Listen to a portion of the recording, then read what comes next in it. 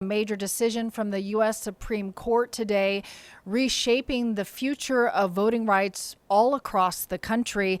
In a 6-3 ruling with the conservative judges voting 6-3, the court limited how the Voting Rights Act can be used when drawing congressional maps, striking down a Louisiana district designed to increase black voter representation. Justice Kagan writing it was essentially a demolition of the Voting Rights Act. We want to bring in constitutional law attorney David Cole for more context and perspective about the real world implications here. Thanks so much for the time.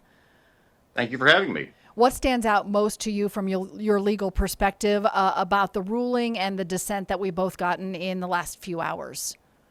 Well, what's interesting, on the surface, everybody agrees that you don't want to have racial animus, racial discrimination driving the preparation, the drafting of congressional districts. Everybody agrees on that. Where the difference is, where the rubber hits the road, is on how do you prove that. And the majority says, look, we're not requiring that you actually have to prove what's inside somebody's head, that legislators acted with discriminatory intent when they created something like the Louisiana map without this new district.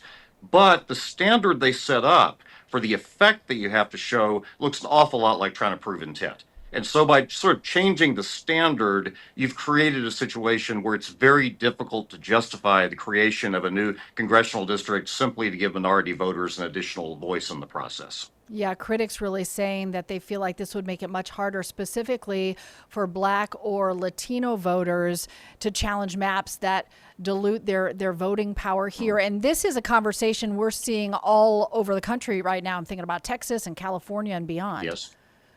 Right. I mean, and it's the battle that's going on across the country right now it echoes a lot of things in this opinion. The opinion says it's okay for a legislature to consider politics when it draws lines. You can try to keep incumbents in their position because that's what legislators do. They're political bodies.